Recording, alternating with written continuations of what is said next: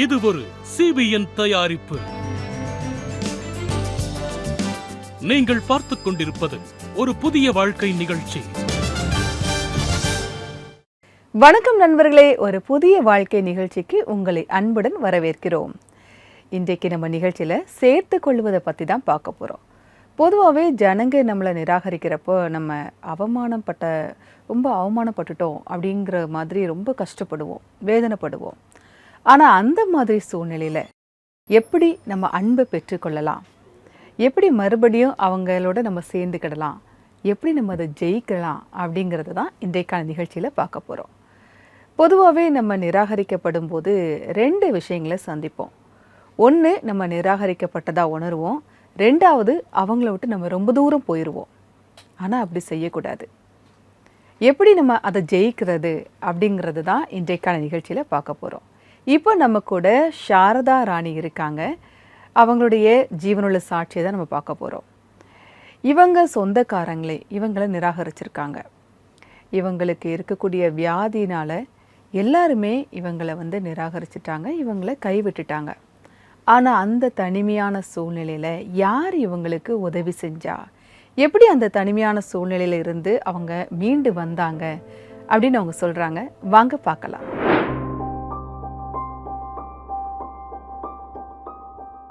காஜியாபாத்தை சேர்ந்த சாரதா ராணி 12ஆம் வகுப்பு தேர்ச்சி அடைந்த பிறகு ITI படிப்பதற்காக டெல்லியில் இருக்கும் தன்னுடைய மாமாவின் வீட்டிற்கு வந்தார். நான் அவங்க மூலமா இயேசு கிறிஸ்து ஆண்டவரை பத்தி தெரிஞ்சுக்கிட்டேன். ஆனா என்னால நல்லா தெரிஞ்சுக்க முடியல. நான் ஆண்டவரை சாதாரணமா நினைச்சேன். நாங்க அங்க இருந்த வரைக்கும் ஜபத்துக்கு போவேன், சர்ச்சுக்கு போயிட்டு இருந்தேன். நான் ITI முடிச்சதுக்கு அப்புறம் எங்க அம்மா அப்பா கிட்ட சேர்ந்துட்டேன். இங்க சர்ச் இல்லாததுனால நான் ஆண்டவர் இயேசு கிறிஸ்துவை விட்டு தூரமா போயிட்டேன். சாரதா தன்னுடைய மேற்படிப்பை படித்துக் கொண்டிருந்த போது திடீரென்று அவருக்கு வலிப்பு வர ஆரம்பித்தது. அவர்களுக்கு மருத்துவம் நடந்து கொண்டிருந்தது. இந்த சூழ்நிலையில் அவருடைய பெற்றோர் அவருக்கு திருமணம் செய்து வைத்தனர். நான் என் மாமியார் வீட்டுக்கு போனப்ப சில வருஷங்கள் என் கணவர் கூட நான் நல்லா இருந்தேன். ஆனா கொஞ்ச நாளைக்கு அப்புறம் அந்த வலிப்பு மறுபடியும் வந்துச்சு. இது என் கணவருக்கு தெரிஞ்சப்போ அவர் என்னைய கூட்டிட்டு எங்க அப்பா அம்மா வீட்டில் விட்டுட்டு போயிட்டாரு. அதுக்கப்புறம் நான் எங்க அப்பா அம்மா கூட இருந்து என்னோட நோய்க்கு மருத்துவம் பார்த்துட்டு இருந்தேன். எனக்கு கொஞ்சம் சரியானதுக்கு அப்புறம் நான் என் கணவர் கூட இருக்கணுங்கிற என்னோட விருப்பத்தை சொன்னேன்.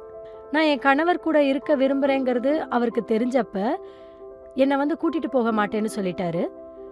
இந்த சூழ்நிலையில நான் கூட்டிட்டு வரமாட்டேன். அதுக்கப்புறம் அவர் என்ன சொன்னார்னா, என்னை ஏமாத்திட்டீங்க, ஒரு நோயாளி பொண்ணு எனக்கு கல்யாணம் பண்ணி வச்சிட்டீங்க. இதை கேட்டதை நான் ரொம்ப உடஞ்சு போயிட்டேன். நான் என் கணவரை சந்திச்சு பேசி அவங்களுக்கு புரிய வைக்க நான் ரொம்ப விரும்பினேன். ஆனா அவர் இதெல்லாம் கேட்க விரும்பல. அவங்க இனிமே என்னை கூப்பிட விரும்பலங்கிறது என் மனசுக்கு தெரிஞ்சது. அவங்க என்னை நிராகரிச்சிட்டாங்க, என்னை அவமானப்படுத்தினாங்க, என்னை மறுபடியும் கூப்பிட்டு போக விருப்பப்படல. இந்த சூழ்நிலையில் சாரதாவிற்கு தன்னுடைய வயதான அம்மா அப்பா மற்றும் நோய்வாய்ப்பட்டு இருந்த தன் சகோதரனோடு இருக்கக்கூடிய நிலைமை ஏற்பட்டது. நான் பல வருஷங்கள் எங்க அப்பா அம்மா வீட்லயே இருந்தேன். அங்க இருந்தப்பவும் எனக்கு வலிப்பு அடிக்கடி வந்துச்சு. எனக்கு உடம்பு ரொம்ப சரியில்லாம போறப்ப எங்க அப்பா அம்மா அதை பார்த்து ரொம்ப கவலைப்பட்டாங்க, வேதனைப்பட்டாங்க.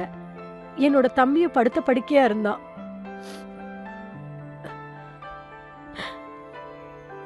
அவனும் நோய்வாய்ப்பட்டு தான் இருந்தான். அவனும் எப்படியோ வாழ்க்கையை வாழ்ந்துட்டு இருந்தான். என்னோட நிலைமை ரொம்ப மோசமாச்சு. என்னோட அம்மாவும் அப்பாவும் என்னை பத்தி ரொம்ப கவலைப்பட்டாங்க. அந்த நேரத்துல என் தம்பி இறந்துட்டான். அந்த நேரத்துல என்னோட எல்லா சொந்த பந்தங்களும் கூட எங்களை நல்லா பார்த்துக்கல. எங்களோட துக்கத்துல யாரும் பங்கெடுத்துக்கல. நாங்க உடைஞ்சு போய் வேதனைப்பட்டோம்.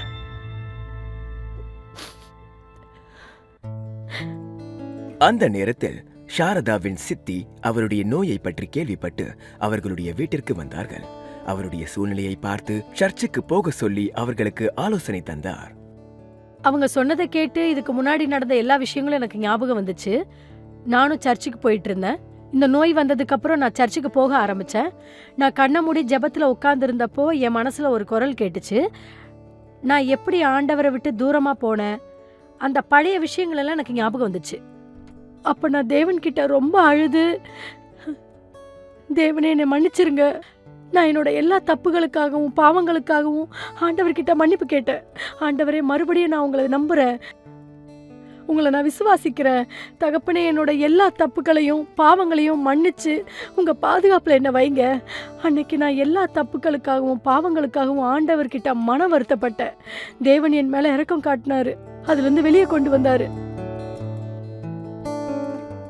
நம்ம எந்த இக்கட்டான சூழ்நிலையில இருந்தாலும் இயேசு கிறிஸ்துவால மட்டும்தான் வெளியே கொண்டு வர முடியும். ஏன்னா பல வருஷங்களுக்கு முன்னாடி நான் சர்ச்சுக்கு போனப்ப எனக்கு கிடைச்ச ஏதோ ஒரு எல்லை இல்லாத ஒரு நிம்மதி இப்ப எனக்கு கிடைச்சிருக்கு. நான் ரொம்ப நிம்மதியா இருக்கேன். சாரதா சர்ச்சுக்கு தொடர்ந்து போக ஆரம்பித்தார். அவர் பைபிள் வசனத்தை வாசிக்க தொடங்கினார். அதன் மூலமாக அவருக்கு ஆவிக்குரிய ரீதியாக பலன் கிடைத்தது. ஒரு நாள் நான் பைபிள் படிச்சிட்டு இருந்தப்ப எனக்கு ஒரு வசனம் கிடைச்சிச்சு. ஏசாயா 41:10. அதுல எழுதியிருக்கு, நீ பயப்படாதே, நான் உன்னுடனே இருக்கிறேன், திகையாதே, நான் உன் தேவன், நான் உன்னை பலப்படுத்தி உனக்கு சகாயம் பண்ணுவேன். இந்த வசனத்தை படிச்சதுக்கு அப்புறம் எனக்கு ரொம்ப தைரியம் கிடைச்சது, பலன் கிடைச்சிச்சு. அதே மாதிரி எபிரேயர் 13:5 இப்படி எழுதியிருக்கு, நான் உன்னை விட்டு விலகுவதும் இல்லை, உன்னை கைவிடுவதும் இல்லை. எனக்கு சொந்தமானவங்க, என்னை சுற்றி இருக்கிறவங்க என்னை நிராகரித்தாலும் கூட இயேசு கிறிஸ்து என்னை எப்போவும் நிராகரிக்க மாட்டார், என்னை கைவிட மாட்டார்னு இந்த வசனம் எனக்கு சொல்லி தந்துச்சு. இன்னும் எனக்கு தன்னம்பிக்கையை கொடுத்துச்சு. தேவனிடத்தில் இருந்து இன்னும் அதிகமான நெருக்கத்தை பெற்று இன்றைக்கு சாரதா சூழ்நிலையோடு போராடிக்கொண்டு வாழ்க்கையில் ஒவ்வொரு படிநிலையிலும் முன்னேறி கொண்டிருக்கிறார்.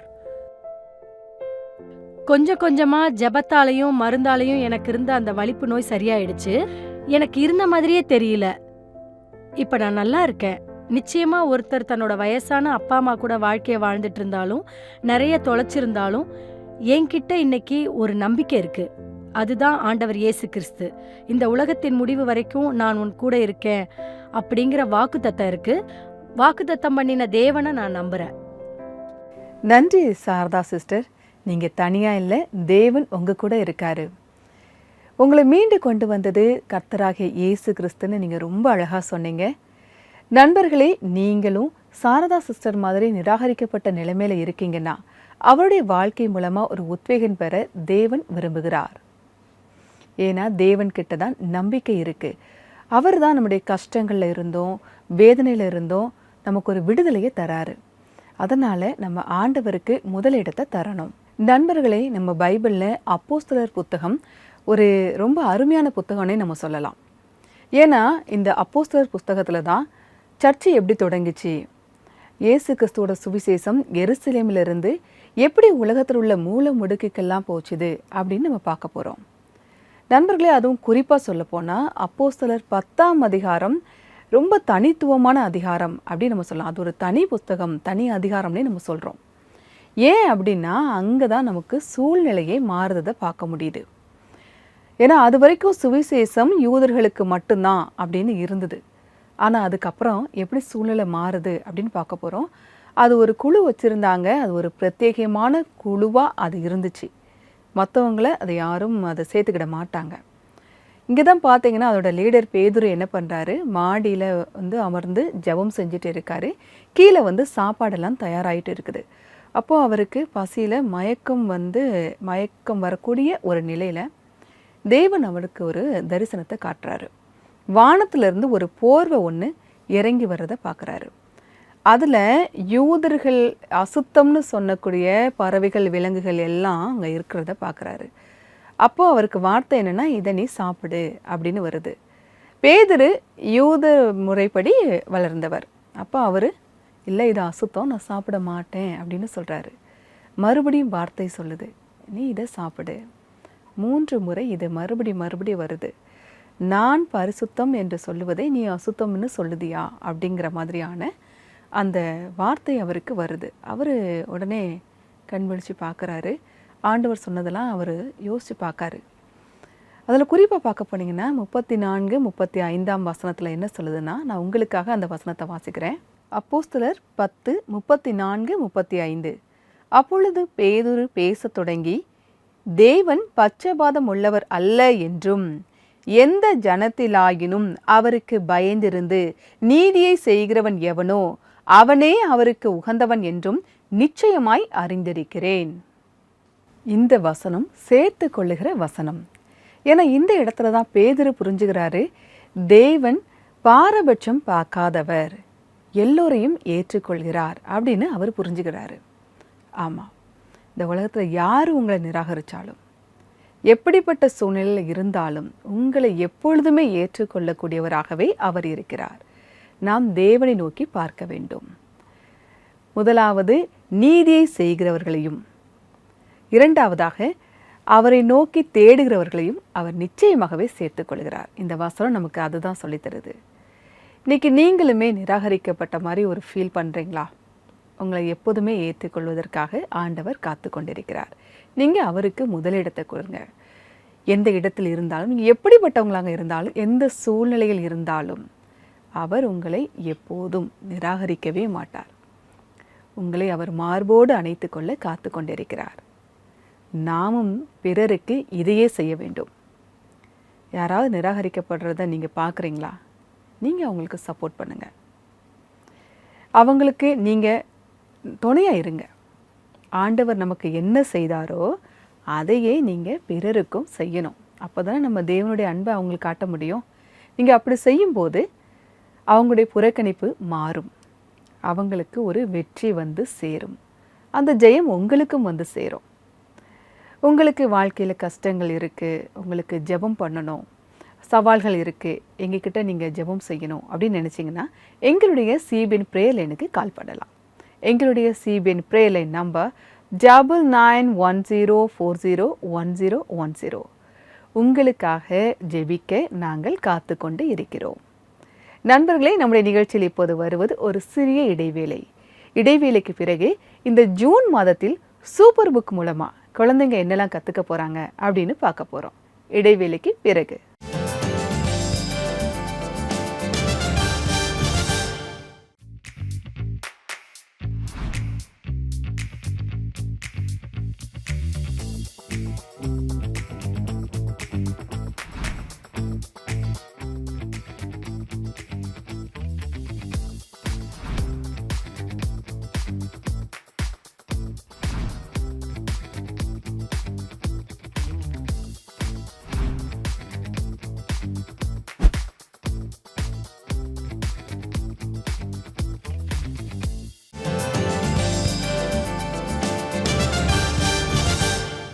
வெல்கம் பேக் நண்பர்களே.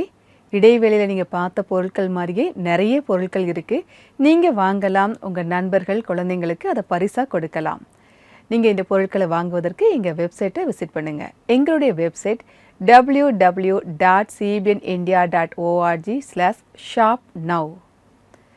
நண்பர்களே, இப்போது சூப்பர் புக் மூலமாக குழந்தைங்க இந்த ஜூன் மாதம் என்ன கற்றுக்க போகிறாங்க அப்படின்னு தான் பார்க்க போகிறோம். இந்த ஜூன் மாதம் ஒரு புதிய நிகழ்ச்சிக்காக அவங்க பார்க்க போகிறாங்க. பொதுவாகவே குழந்தைங்க இந்த சேர்த்து கொள்ளுதல் அப்படின்னு தான் நம்ம இன்றைக்கான தலைப்பு. அந்த சேர்த்து கொள்ளுதலை அந்த குழந்தைங்க தெளிவாக புரிஞ்சுக்கிடணும். இதில் பெற்றோருக்கு மிக முக்கியமான பங்கு இருக்குது. ஏன்னா பைபிள் என்ன சொல்லுதுன்னா, சின்ன வயசுலேருந்தே உங்கள் குழந்தைங்களுக்கு நீதியை சொல்லி, நீங்கள் புத்திமதி போதனையெல்லாம் சொல்லி நல் வழியில் அவங்க பிள்ளைங்களை நீங்கள் வளர்க்கணும் அப்படின்னு சொல்லி பைபிள் நமக்கு சொல்லுது. இதே தான் சூப்பர் புக் வேத வசனங்கள் அடிப்படையில் குழந்தைங்களுக்கு கற்றுக் கொடுக்குறாங்க. அது மூலமாக குழந்தைங்க ஈஸியாக கற்றுப்பாங்க, நல்ல வழிக்கு அவங்க வருவாங்க. அதனால் இப்போ நமக்கு ஏஞ்சலின் அவங்க நம்ம கூட இருக்காங்க. இந்த ஜூன் மாதம் சூப்பர் புக் மூலமாக என்னெல்லாம் குழந்தைங்க கற்றுக்க போகிறாங்க அப்படின்னு அவங்க ரொம்ப தெளிவாக சொல்ல போகிறாங்க. வாங்க பார்க்கலாம். ஹலோ சூப்பர் புக் ஃபேன்ஸ், இந்த உலகம் சந்தோஷமான இடமா இருக்கணும் நீங்க விரும்புறீங்களா? நிச்சயமா ஆமா, அதானே. அங்க நம்ம எல்லாரும் சந்தோஷமா இருக்கலாம், எல்லாரும் ஒற்றுமையா ஒன்னா இருக்கலாம். நம்ம மொழி, நிறம், பாகுபாடு இது எதுவுமே இல்லாம நம்ம பகிர்வோம், கொண்டாடுவோம், ஒருத்தருக்கு ஒருத்தர் ஊக்குவிப்போம், அன்பு காட்டுவோம். அதாவது கொஞ்சம் அதிக முயற்சி, அப்புறம் கொஞ்சம் அதிகம் அன்பு காட்டுவோம். இந்த வருஷம் நம்ம சேர்த்துக்கிறத பத்தியும், நாம எப்படி இன்னும் அதிகமா அரவணைக்கிறவங்களா இருக்கலாம்னு கத்துப்போம். இறுதி விருந்து கதையில நம்ம இயேசு தன்னோட சிஷ்யர்களுக்கு எப்படி ஒருத்தருக்கொருத்தர் அன்பு காட்டுறத பத்தியும் அன்பு காட்டுறதையும் கத்து தராருன்னு பாப்போம். ஆண்டவரும் போதகருமாகிய நானே உங்கள் கால்களை கழுவின துண்டானால் நீங்களும் ஒருவருடைய கால்களை ஒருவர் கழுவ கடுவீர்கள். இந்த தடவை குவிஸ் ராஜஸ்தான் அஜ்மீர்ல இருக்கும். William Memorial CNI church Nasirabad vs CNI church Kota. இந்த ஆக்ஷன் பாட்டுகளை நாகாலாந்து பாப்டிஸ்ட் சர்ச் குழந்தைகளோட கத்துக்க ரெடி ஆகுங்க.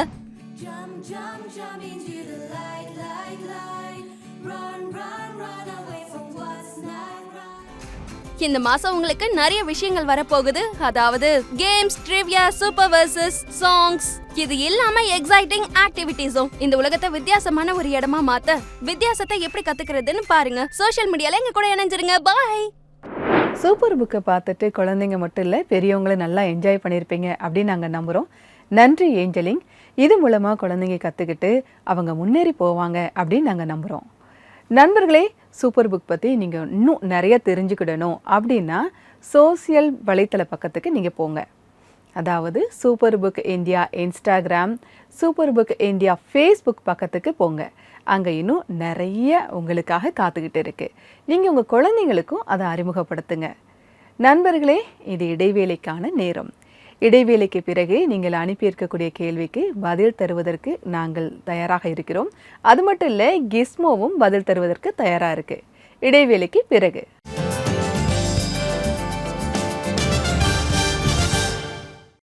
ஒரு புதிய வாழ்வு பார்வையாளர்கள், இன்னைக்கு நீங்க புதிய வாழ்வு குடும்பத்துல இணையறதுக்காக உங்களை நாங்க வரவேற்கிறோம். நீங்க புதிய வாழ்வு நிகழ்ச்சியை டிவி மற்றும் டிஜிட்டல் தளம் மூலமா ஒவ்வொரு வீட்டுக்கும் எடுத்துக்கிட்டு போங்க. அப்படி நீங்க செய்யறதுக்காக ஒவ்வொரு மாதமும் நீங்க 50 ரூபாய் பங்களிப்பா தரலாம். உங்களுடைய பங்களிப்பை எங்களுக்கு தர்றதுக்கு நீங்க தெரியுற QR கோடை ஸ்கேன் பண்ணி இன்னைக்கே ஒரு புதிய வாழ்வு குடும்பத்துல எங்களோட இணைஞ்சிருங்க.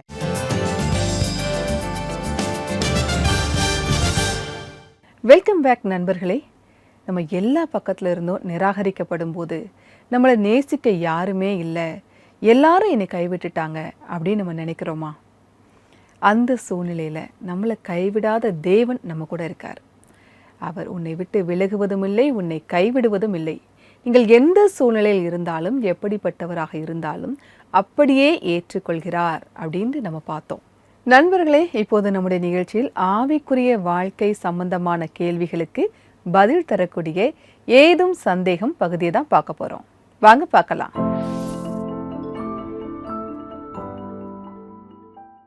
இப்போது நேயர் அனுப்பியிருக்கக்கூடிய ஒரு கேள்வியை நான் படிக்கிறேன். நான் என் வீட்டில், என் குடும்பத்தில் பொருளாதார ரீதியாக பங்களிக்க முடியவில்லை.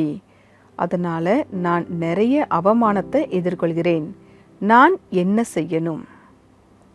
இந்த கேள்வியை கேட்டதற்காக உங்களுக்கு முதல்ல நாங்கள் நன்றியை தெரிவிச்சுக்கிறோம். பொதுவாகவே உங்களால் பொருளாதார ரீதியாக உதவ முடியலை அப்படின்னு உங்களுக்குள்ள ஒரு வருத்தம் இருந்தாலும், உங்களை அவமானப்படுத்துகிறாங்க அப்படிங்கும்போது அவங்க சூழ்நிலை அது மாதிரி இருந்திருக்கலாம்.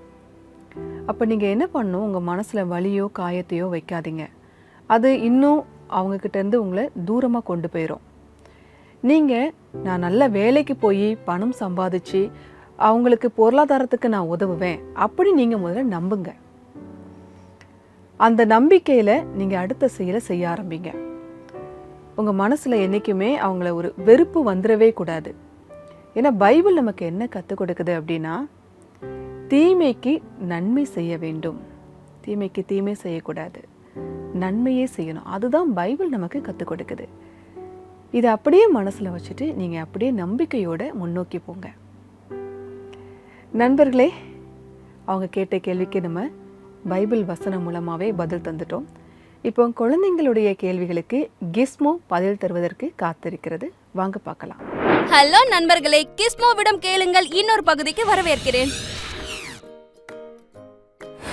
ஹலோ கிஸ்மோ, உங்களுக்கு லீவ்லாம் எப்படி போயிட்டு இருக்கு?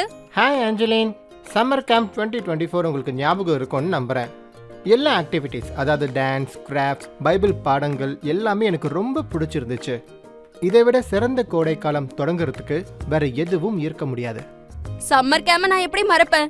அது ரொம்பவே ஃபன்னா இருந்துச்சு. நான் இன்றைய கேள்விகளுக்காக ரொம்ப ஆவலா காத்துக்கிட்டு இருக்கேன். இன்னைக்கு சஷாங் நம்ம கிட்ட கேள்வி கேட்டிருக்காங்க. கிஸ்மோ, இன்னைக்கு கேள்வி கிடையாது. அவங்க சொல்றாங்க, என் நண்பர்கள் என்கிட்ட இருக்கிறத விட நல்ல பொருட்களா வச்சிருக்காங்க. அவங்க கூட இருக்கப்போ நான் தாழ்வா உணர்றேன். அவங்க கூட வெளியே போறதையும் அவங்கள கூப்பிடுறதையும் நான் தவிர்க்கிறேன். சஷாங்க், நான் ஒன்று சொல்லியே தீரணும். இந்த பொருட்கள் உங்களை யாருன்னு சொல்லாது. உங்க குணம், உங்க மனசு, உங்க செயல்கள், இது எல்லாம் தான் நீங்க யாரு எப்படிப்பட்டவர்னு சொல்லும். அதுதான் இங்க ரொம்ப முக்கியமானது. மற்றவங்கள விட உங்களோட நல்ல பொருட்களை வாங்க முடியலன்னு நீங்க என்னைக்குமே உங்களை தாழ்வா நினைக்காதீங்க. உங்களுக்கு தெரியுமா, ஏசு கிறிஸ்துவோட சீடர்கள் கிட்டயும் நல்ல பொருட்கள்னு எதுவுமே இல்லை. ஆனா ஏசு ஒரு நல்ல நண்பனா இருந்தாரு. அவங்க இருந்த மாதிரியே அவரு அவங்கள ஏத்துக்கிட்டாரு. அதுவும் இல்லாம எல்லார் மேலயும் ஒரே மாதிரியான அன்பை காட்டினாரு. உண்மையான நண்பர்கள் ஒருபோதும் பாரபட்சம் காட்ட மாட்டாங்க. உங்களை எப்பவுமே ஊக்கப்படுத்தி அவமானப்பட விட மாட்டாங்க. ஒருவேளை உங்க நண்பர்கள் உண்மையானவங்களா நல்லவங்களா இருந்தாங்கன்னா உங்ககிட்ட என்ன இருக்கு என்ன இல்லைன்றத பத்தி எப்பவுமே நினைக்க மாட்டாங்க. என்ன நடந்தாலும் சரி, நல்ல நண்பர்கள் எப்போ உங்க கூடயே இருப்பாங்க. உங்களை ஊக்குவிக்க என்கிட்ட இப்போ ஒரு பைபிள் வசனம் இருக்கு. நீதிமொழிகள் 17:17. சிநேகிதன் எல்லா காலத்திலும் சிநேகிப்பான், இடுக்கணில் உதவவே சகோதரன் பிறந்திருக்கிறான். ரொம்ப சரியா சொன்னீங்க கிஸ்மு. அதான் உண்மை சஷாங்க். ஃப்ரெண்ட்ஷிப்ல வித்தியாசங்கள் ஒரு விஷயமே கிடையாது. அந்த உறவு எல்லாத்தையும் விடமே ஆசீர்வாதமானது. கிஸ்மு கிட்ட கேட்க உங்ககிட்ட கேள்விகள் இருக்குன்னா ஃபேஸ்புக் இல்லைன்னா இன்ஸ்டாகிராம்ல கண்டிப்பா எங்களை டிஎம் பண்ணுங்க. மறுபடியும் சந்திப்போம். பாய் பாய். நன்றி கீஸ்மோ. கீஸ்மோவுடைய பதில்கள் உங்களுக்கு ரொம்ப பிடிச்சிருக்கும் அப்படின்னு நம்புகிறோம். உங்கள் குழந்தைங்ககிட்டயும் இதே மாதிரி கேள்விகள் இருக்குதா? பதில் சொல்லவே ரொம்ப கஷ்டமான கேள்விகள்லாம் இருக்குது அப்படின்னு நினைக்கிறீங்களா? நீங்கள் தாராளமாக கீஸ்மோ கிட்ட கேட்கலாம். உங்கள் கேள்விகளை நீங்கள் எங்கள் கூட ஷேர் பண்ணிக்கணும் அப்படின்னா சூப்பர் புக் இந்தியாவுடைய இன்ஸ்டாகிராம் அல்லது ஃபேஸ்புக் பக்கத்துக்கு போங்க. அங்கே போய் உங்களுடைய கேள்விகளை எங்கள் கூட நீங்கள் ஷேர் பண்ணிக்கிடலாம். நண்பர்களே, நம்முடைய நிகழ்ச்சியில் இப்போது ஜெபம் செய்வதற்கான நேரம். நீங்களும் நிராகரிக்கப்பட்ட ஒரு சூழ்நிலையில் இருக்கிறீங்களா? ஏற்றுக்கிறதுக்கு யாருமே இல்லை, என் மேலே அன்பு செலுத்துவதற்கு யாருமே இல்லை அப்படின்னு நீங்கள் நினைக்கிறீங்களா? உங்களுக்காக தேவன் இருக்கிறார். அதுக்காக நம்ம இப்போ எல்லாம் ஒன்றாக சேர்ந்து நம்ம ஜெபிக்க போகிறோம். வாங்க ஜெபிக்கலாம். அன்பின் பரலோக பிதாவே, இந்த நேரத்திற்காக நன்றியோடு உம்மை துதிக்கிறோம் அப்பா. யாரெல்லாம் உம்மை நோக்கி இப்போ ஜெபிக்கிறாங்களோ ஒரு விசை பாரும் தகப்பனே. அப்பா, நிராகரிக்கப்பட்ட சூழ்நிலையிலே தகப்பனே, எனக்கு யாருமே இல்லையே, என் மேலே அன்பு செலுத்த யாருமே இல்லையேன்னு ஏங்கிக்கிட்டு இருக்காங்களா? அப்பா, நீங்கள் இருக்கீங்கப்பா. நீங்கள் அவங்கள ஆறுதல் படுத்துங்க. உங்கள் அன்பை அவங்களுக்கு காட்டுங்க கர்த்தாவே. பிரிந்த உறவுகள் சேரட்டும் கர்த்தாவே. அப்பா, சந்தோஷத்தையும் சமாதானத்தையும் தாங்க கர்த்தாவே. உம்மால் கூடும் கர்த்தாவே.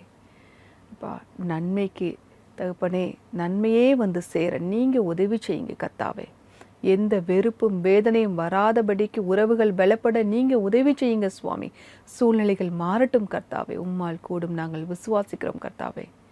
நிற்பர் இயேசுவின் மூலமாக ஜெபம் கேளும் பரமபிதாவே. ஆமேன், ஆமேன். நம்முடைய ஜெபத்தை ஆண்டவர் கேட்டிருக்கிறார். அவர் நிச்சயமாகவே நமக்கு ஆசீர்வாதத்தை தருகிறார். நான் இன்றைக்கான பைபிள் வசனத்தை உங்களுக்காக வாசிக்கிறேன்.